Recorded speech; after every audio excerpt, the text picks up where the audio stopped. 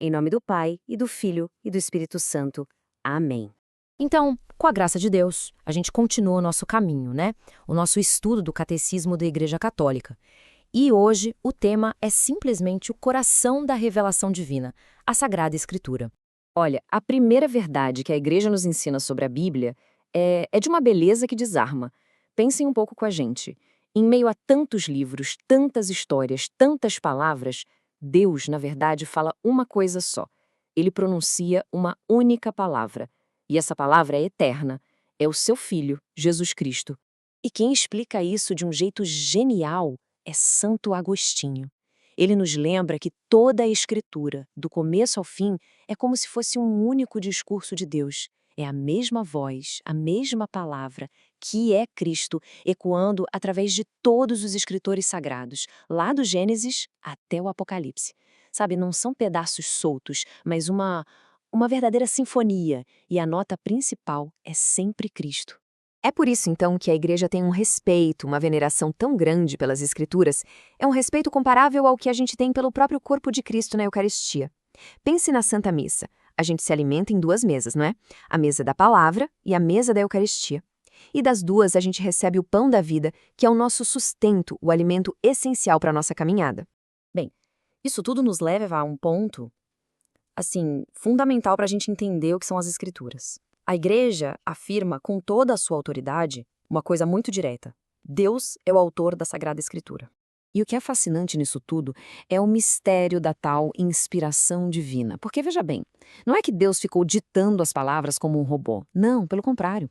Ele escolheu pessoas, homens com seus talentos, seus estilos, suas limitações, e Deus agiu neles e por meio deles.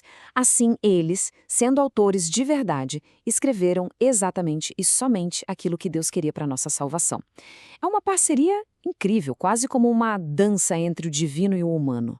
E a consequência direta disso é o que chamamos de inerrância da Escritura. O ponto central é este, olha só.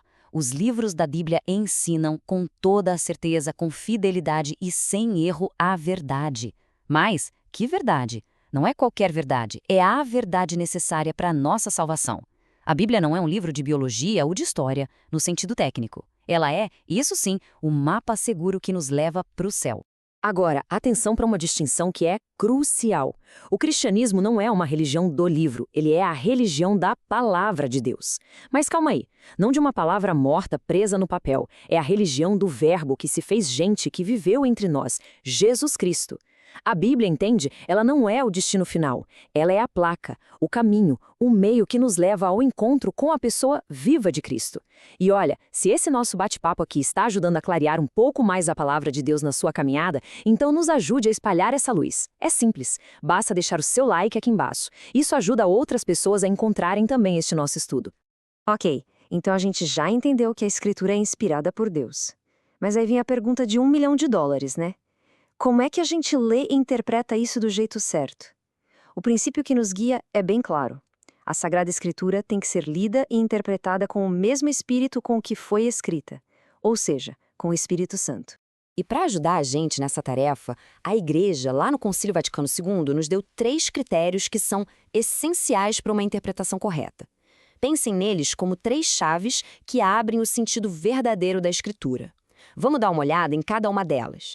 O primeiro critério é este: enxergar a unidade da Escritura toda. Não dá para pegar um versículo solto e tirar do contexto, sabe? Ou ler o Antigo Testamento ignorando o Novo. A Bíblia inteira forma um plano só de Deus. E o centro, o coração que bate nesse plano é Jesus Cristo. Os antigos padres da Igreja diziam uma coisa linda, que a Escritura nos mostra o coração de Cristo. Segundo critério, a gente precisa ler a Bíblia dentro da tradição viva da Igreja, porque vamos combinar, a Bíblia não caiu pronta do céu, né? Ela nasceu no colo da Igreja, foi a Igreja que a guardou e transmitiu por séculos. Tem uma frase que diz que a Escritura está escrita mais no coração da Igreja do que em qualquer papel. E é exatamente isso, é a Igreja, com a ajuda do Espírito Santo, que guarda o sentido verdadeiro da palavra. E essa tradição da Igreja nos mostra mais uma coisa: a profundidade que a Escritura tem.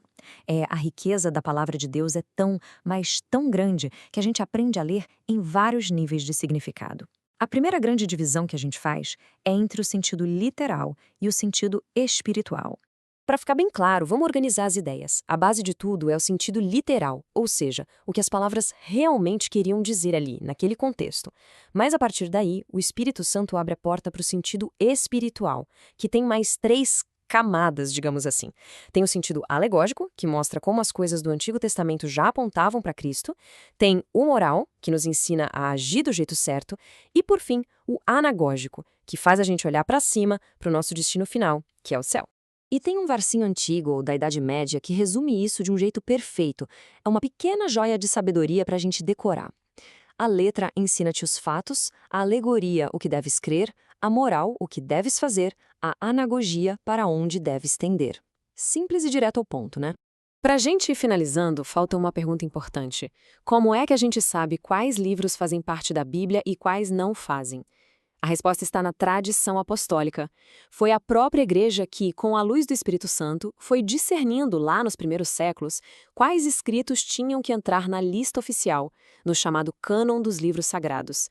Então, o cânon completo da Bíblia Católica tem 73 livros. O Antigo Testamento tem 46, e ele prepara o terreno para a chegada do Salvador. Já o Novo Testamento, com 27 livros, conta a história de Cristo, sua vida, morte, ressurreição e o comecinho da igreja. Juntando tudo, a gente tem a Biblioteca Divina completa. E para fechar com chave de ouro essa parte do nosso estudo, nada como uma frase fortíssima de Santo Agostinho, que amarra todas as pontas. Ele diz que a nossa fé, nos evangelhos e em toda a Bíblia, no fundo, se apoia na autoridade da Igreja Católica. Foi a ela que Cristo deu a missão de guardar e interpretar a sua palavra, com fidelidade, através dos séculos. E agora, para terminar, fica uma reflexão. A palavra de Deus não é letra morta, ela é viva, é eficaz. Com certeza, tem alguma passagem, um versículo que seja, uma história da Bíblia que já tocou fundo no coração.